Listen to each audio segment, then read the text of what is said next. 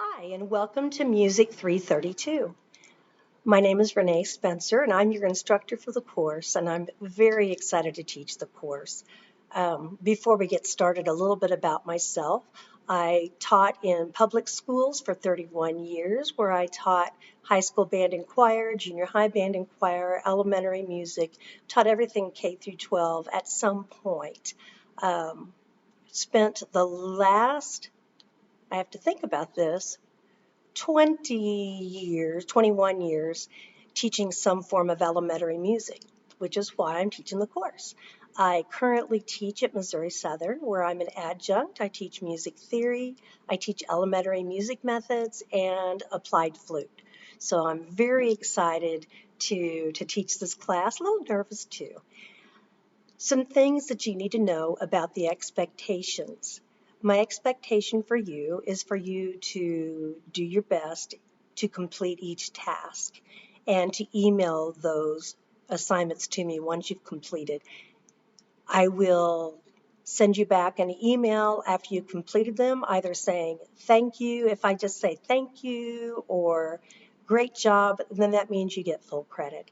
If I ask you to make any corrections or changes, just make those corrections and changes and resubmit it, and then you'll get full credit once you've met those requirements. So wanted to let you know that.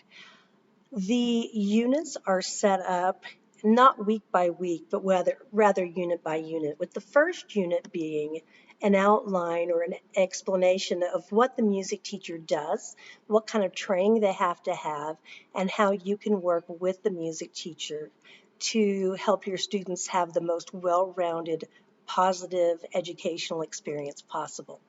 So once we figure that out, then we're going to go ahead and talk about what children learn in music class and how you can also use musical skills in your classroom. We'll talk about what they learn in music class, such as reading rhythm, reading melody, singing, playing instruments. I'm just reading through my list. Listening skills, creating, writing curriculum. We're going to talk about how to teach singing a song, how to teach a musical game, how to teach folk dancing, and playing instruments. We're going to talk about developing listening units, which are actually obviously very useful in your classroom as well as in music. So I'm excited about getting to share those with you. Once we go through the process of teaching all of those skills, we'll talk about the National Association for Music Education national standards. Those help develop lesson planning very much. We'll also talk about music resources for music educators and general education majors, as well as SPED. We'll talk about the development of programs, and then we'll talk about developing musical activities into your own grade level and special education courses. So we'll talk about math skills, science skills, social studies, language arts, social skills, listening skills, and then just some different ways that we can implement those in your classroom. And finally, we'll develop some projects together. The first one will be the general planning aspects of it. The second will be the use of thematic units. And the third one will be how to use the music with the studies of people, places, and cultures. So again, all of those will be turned in via email, and I don't care if you do it using Google Slides, using Canva, using Word documents.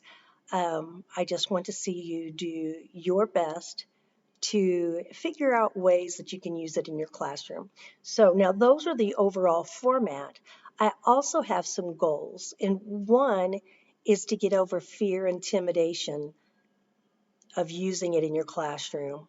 Um, and two is to help you develop even more skills as a general education teacher. So I also hope that we can get you over intimidation and just generally help you to become a more well-rounded teacher.